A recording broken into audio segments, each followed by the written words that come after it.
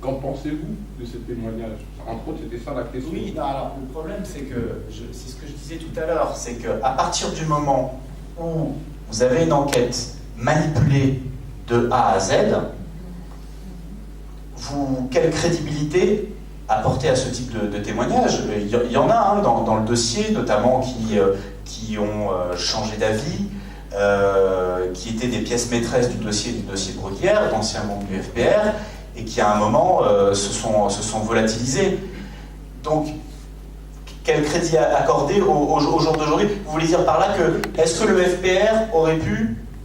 C'est la question, elle est ouverte. En tout cas, elle n'a pas été retenue par les juges. Je dis ça pourquoi? Comme hypothèse plausible. Il me semble quand même qu'il y a un élément, il y a un élément moi, qui me perturbe un petit peu. C'est qu'au début des événements, c'est pour ça que j'ai un petit blocage sur effectivement cette histoire d'accident d'avion, d'attentat sur l'avion. Parce qu'au départ des événements, on n'aime plus de cet attentat, notamment la France est accusée de cet attentat-là, d'avoir, avec l'aide des extrémistes Hutus, avoir fomenté l'attentat contre Abiyarimana. Au départ, reprenez les premières déclarations au niveau de la TPIR. C'est d'ailleurs pour ça qu'à un moment donné, je vous renvoie, monsieur, regardez notamment les écrits de Carla Belponte. À un moment d'ailleurs, elle dit c'est une question qu'il faudrait soulever. Suite à ça, l'enquête a été confiée à une autre personne. On n'a plus entendu parler de l'avion. Et donc, voilà, et c'est pour ça que je me demandais où on est aujourd'hui, parce que du coup, il n'a plus été jamais question à un moment ou à un autre je vous réponds, monsieur, je sais où ça en est. Cette hypothèse n'a pas été retenue par les juges. Et d'ailleurs, alors, oui, j'ai oublié de vous répondre sur ce point-là. Alors, évidemment, les services secrets, ça n'est pas parole d'évangile, mais aujourd'hui, on a des éléments, la DGSE, qui tout de suite savent très bien que ce n'est pas le FPR. Ils le disent, ils l'écrivent, et d'ailleurs les services belges aussi. Voilà. Bon. Donc, c'est à peu près clair. Par contre, effectivement, cette hypothèse-là va être instrumentalisée, mise en avant par certains journalistes, par les militaires et par les hommes politiques français. Et pour répondre précisément à votre question, aujourd'hui, ça n'est pas l'hypothèse qui tient la corde, loin de là.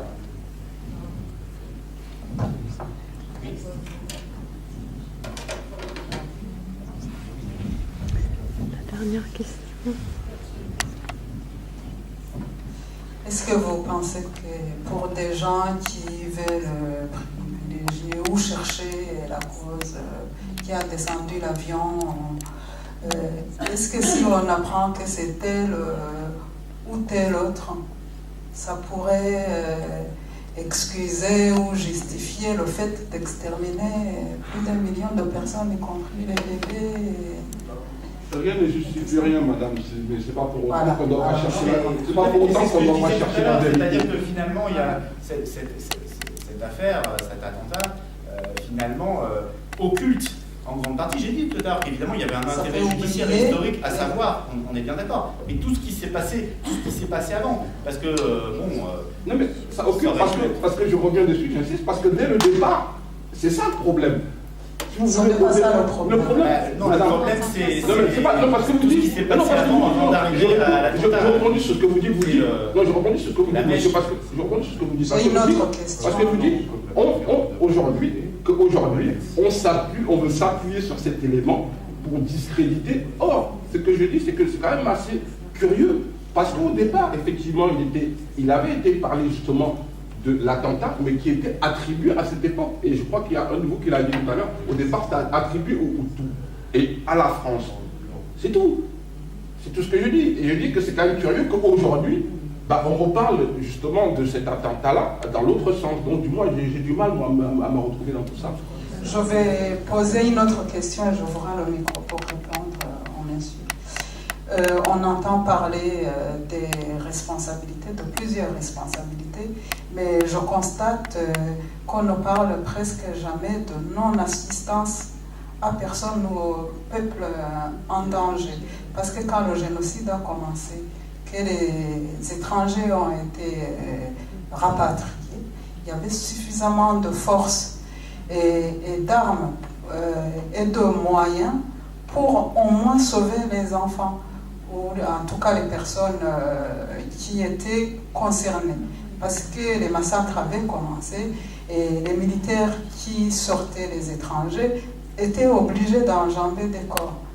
Donc, pour moi, il y a quand même une non-assistance à personne en danger et pour toute la communauté.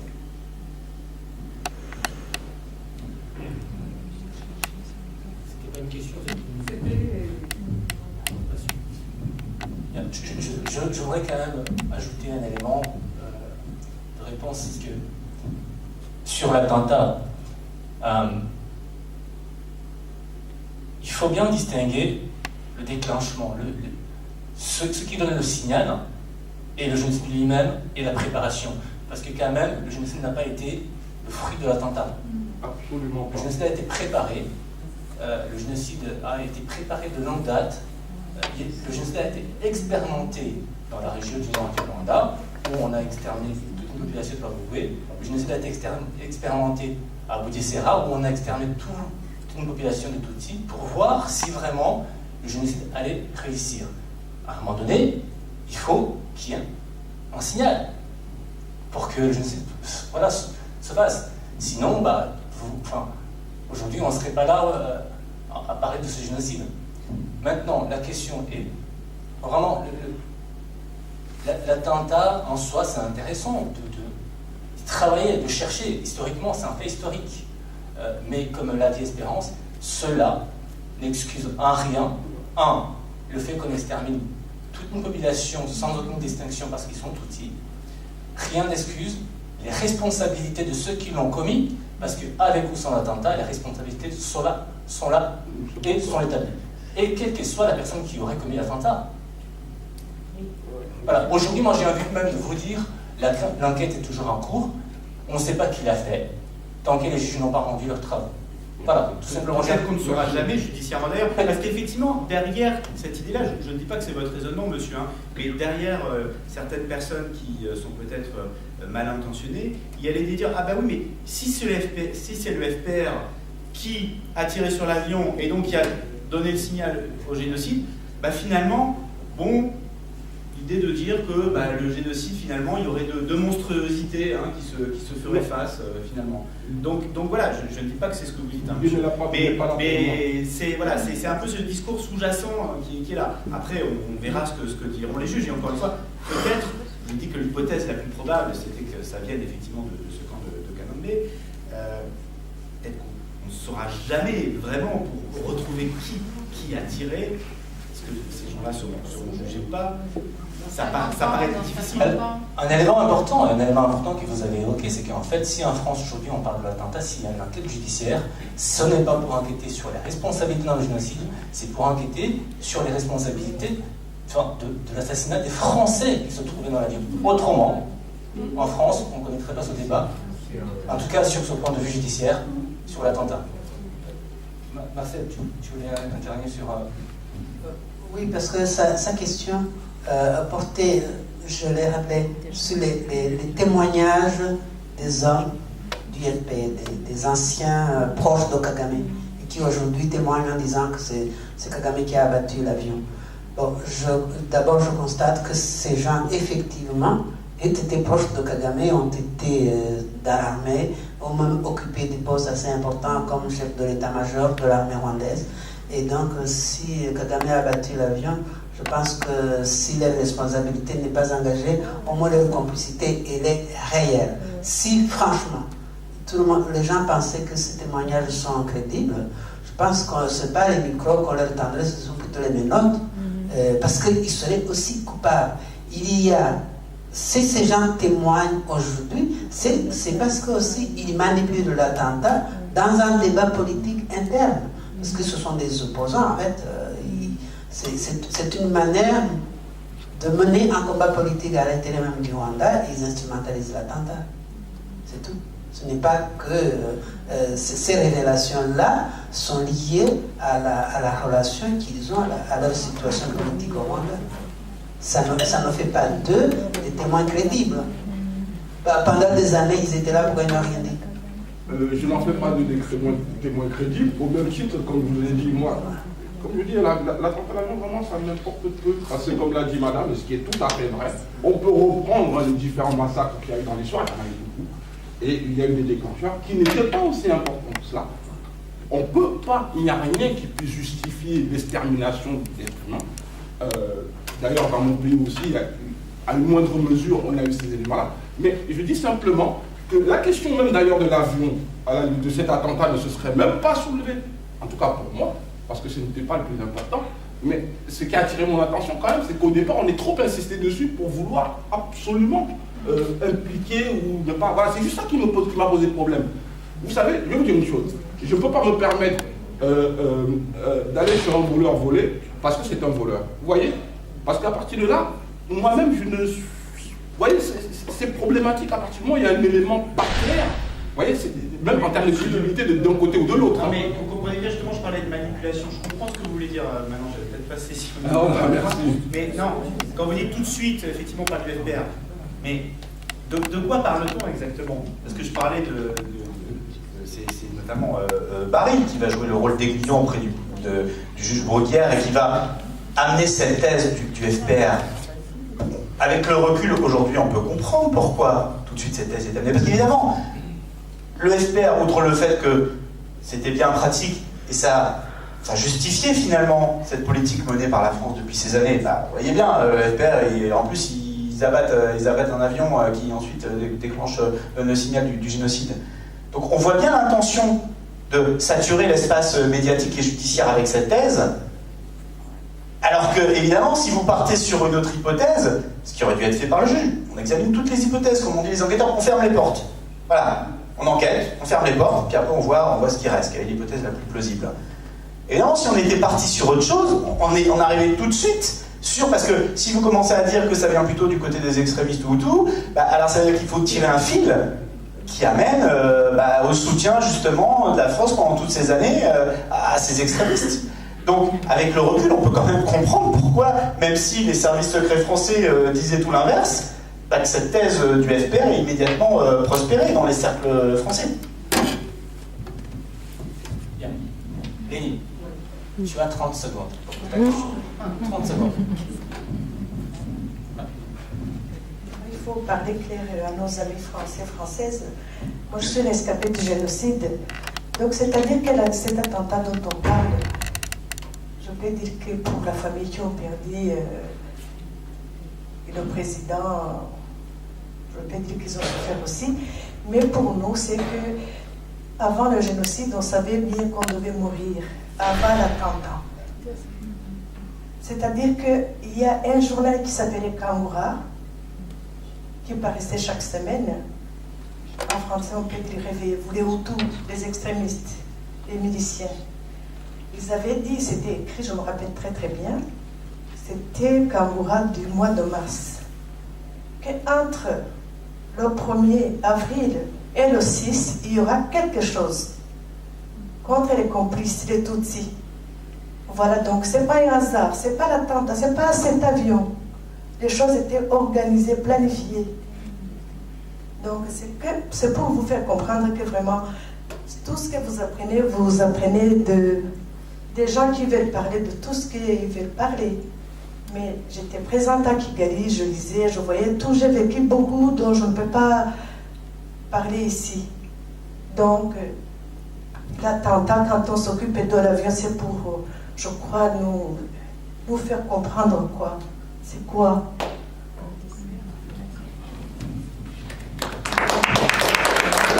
Effectivement, il ne faut pas brûler les pistes parce que quand on parle de cette histoire de l'attentat, on va juste même oublier l'événement majeur qui est le génocide lui-même.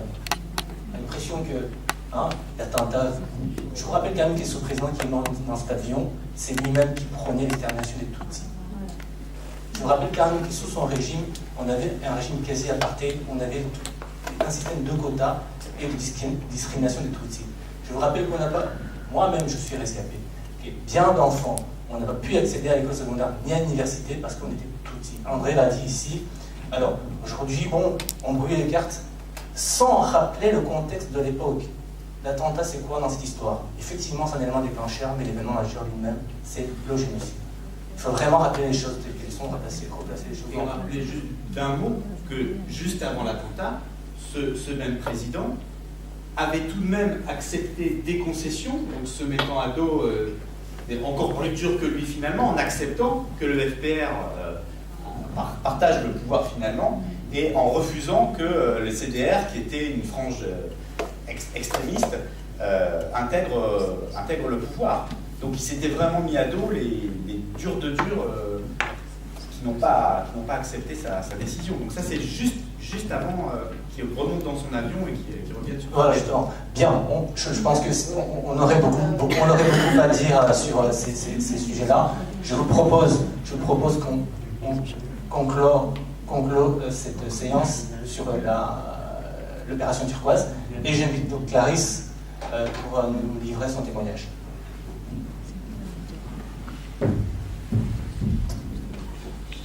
Bonsoir.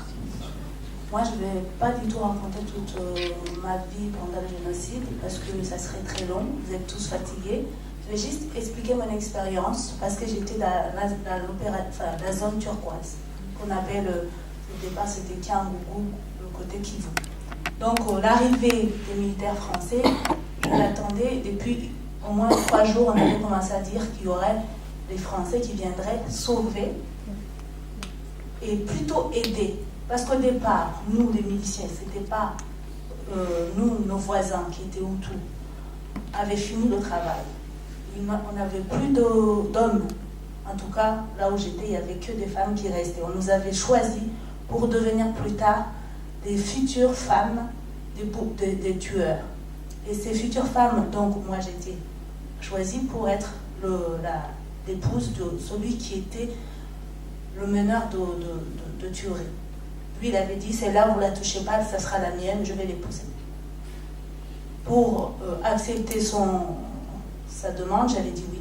Parce qu'il m'avait pris parmi toutes les autres femmes. Il avait dit, toi, je te garde, mais tu seras ma femme. Pourquoi il avait choisi les femmes? Ils avaient dit à la fin qu'au final, comme on a dit au départ, l'identité d'un enfant, c'est le père qui donne. Donc, pour moi, je devais être femme de Hutu, tueur, et avoir des enfants. Hutu, au final, parce que c'était l'identité du père. Parmi toutes les femmes qui étaient là, il y en avait beaucoup tous les soirs qui passaient au viol. Moi, j'ai eu vraiment la chance, je vais dire, que un monsieur qui m'a caché, qui est aussi un Hutu, a toujours donné de quoi boire, de l'argent, pour ne pas que je passe à l'acte. Parce que c'était tous les soirs répétitif. Pendant qu'on attendait l'arrivée des militaires français, on nous avait dit, voilà, il vous reste, vous les femmes qui restent, on était quelques femmes, donc comme moi, comme les Français viendront nous aider à finir, d'abord on a trouvé des draps pour bien tuer. Donc les draps qu'on avait mis sur un lit, c'était les Tutsis d'abord. Et ensuite, on a trouvé le matelas, toujours les Tutsis. Et maintenant, il nous faut, donc les draps, non, le matelas d'abord c'était les Tutsis. Les draps pour couvrir et la couverture, c'était les dernières femmes qui restaient, qui, au départ, dans cette zone turquoise, il y avait une zone qui était le stade, où on avait mis beaucoup des blessés, y compris les enfants, les vieillards, sauf qu'on ne pouvait plus, voilà. Ils avaient tellement tué autour qu'il y avait quand même une petite minorité Tutsi qu'on n'avait pas pu tuer. Et ces gens-là devaient finir pour bien couvrir justement le cercueil de le président qui avait été tué, le roi Bernard. Donc on avait trouvé les draps, la couverture, et on finissait par nous à la fin. Ils attendaient des zones des Français pour nous aussi finir, au final, nous qui restaient là-bas. Sauf que, heureusement, le 22 juin, ils sont venus. Tous ces gens-là qui tuaient, qui étaient organisés autour, qui avaient même quitté chez nous, on habitait, qui étaient allés vers Butare, Kongoro, parce que là-bas, il y avait plus de Tutsis. Entre eux, on ne pouvait pas les tuer, il y en avait autant. Alors que nous, chez nous, il n'y en avait pas beaucoup de Tutsis. Il a fallu qu'ils aillent aider les autres coins. Et donc, ils attendaient le retour, ils attendaient les Français pour finir entre ce travail. Et nous qui étions restés, on nous avait dit, on y va, on va les accueillir, les Français. Ils arrivent à nous aider, finir le peu qui est autour de nous et ceux qui sont vers Boutaré, Guigongolo, tout ça. Et dès qu'ils arriveront, sachez que on finira avec eux. Donc ils ont été avec beaucoup d'acclamations, ils ont chanté tous les chants des Interahamwe. Ils sont partis le matin pour attendre l'arrivée. Il y a des chants, il y a tout. Et heureusement que, je pense, la France est venue en plein jour. On leur a dit, voilà, venez, on vous envoie où il y a des Tutsis. Ils ont suivi. Je pense que les Français ne comprenaient rien de ce qui leur arrivait, parce qu'ils pensaient peut-être qu'il y avait des gens qui sont entretués, sauf qu'il n'y avait personne qui tuait. Là, ils avaient fini. Au mois de juin, il n'y avait plus rien. Il n'y avait plus.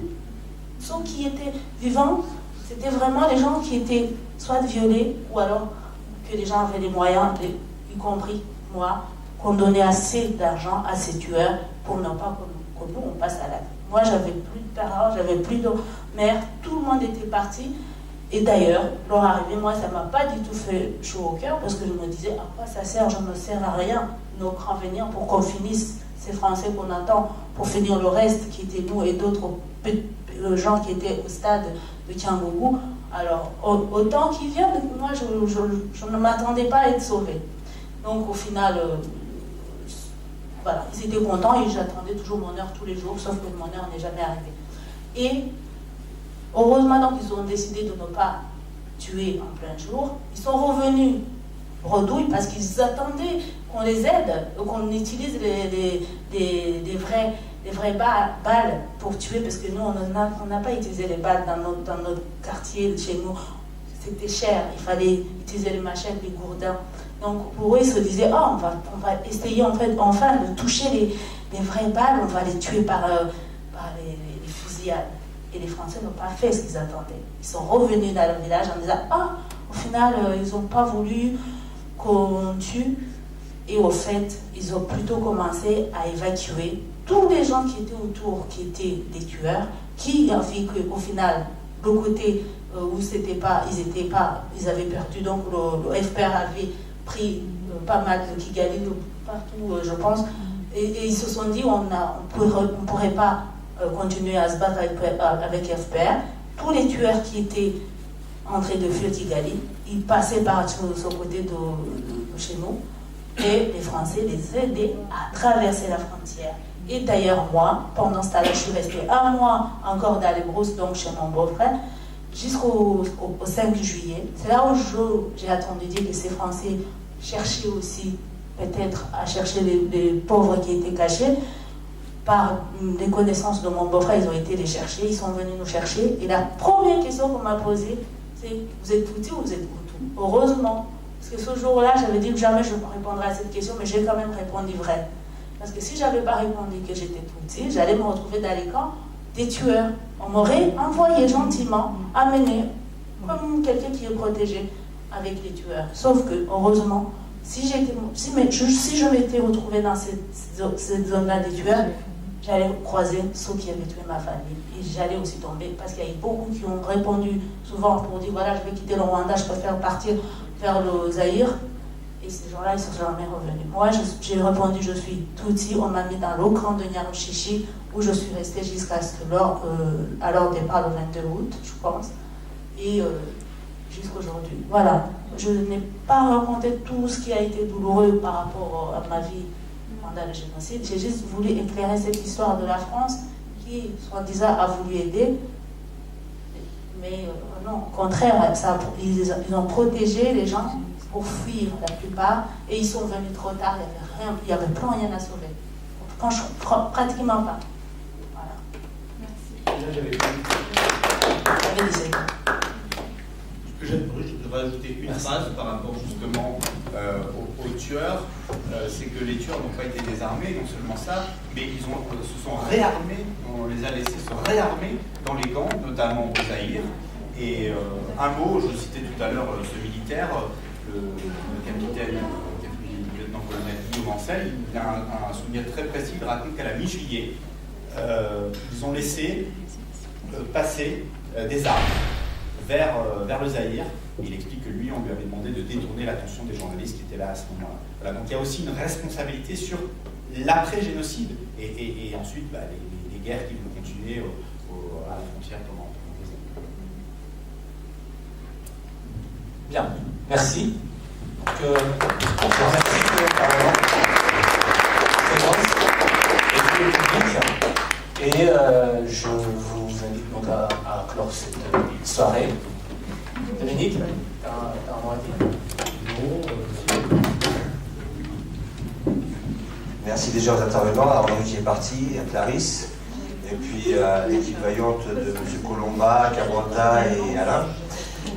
Pour ceux, normalement je ne vais pas dire ça, mais il y a des petites choses à boire et à manger si vous avez un petit peu de temps, et puis éventuellement pour en aparté, poser une question, ceux qui ont des choses à répondre.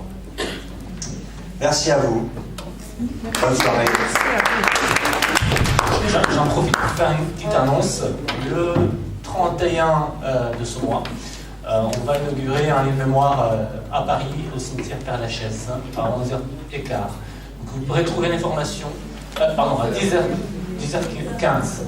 Vous pourrez trouver l'information sur le site d'Uka France. Uka France, vous tapez dans le moteur de recherche et Uka France, vous allez trouver l'information. Juste un tout petit mot, pardon, pour vous remercier tous pour la qualité des échanges et votre présence jusqu'à tard. Merci aussi à vous, public. Et bon, Françoise est en train de ranger des documents, mais c'était juste pour vous rappeler qu'on avait acquis spécialement énormément de documentaires et des films aussi que vous pouvez emprunter ce soir. Et c'est présenté avec l'exposition, donc vous pourrez les retrouver de toute façon dans les collections. Voilà, merci encore à vous. Et puis n'hésitez pas à rester encore un petit peu si vous avez encore un peu d'énergie.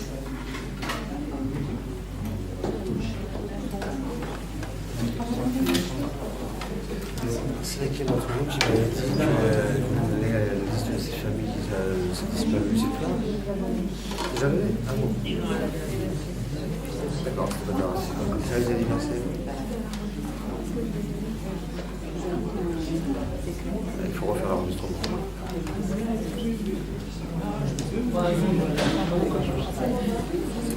Et c'est quelle famille? Non mais le nom de famille, je suis oui, je l'ai noté. Oui, je peux t'afficher, parce que j'ai beaucoup affiché, mais j'ai trop de temps. Ah oui? Ah. Et vous? On n'a pas donné votre liste? Si aussi? Voilà. Non, j'ai pas donné. Bah alors. Ah bah c'est ça. Mais j'ai pas donné. Comment je peux faire ça naturellement? Vous allez l'éteindre? Pour l'éteindre? Il faut que tu arrêtes l'enregistrement. Prenez votre temps, Attends, est-ce que tu donnes... Quand tu auras de l'enregistrement, le rouge, il doit disparaître. Bah ouais. Attends. Voilà, attends. Pourquoi il veut pas?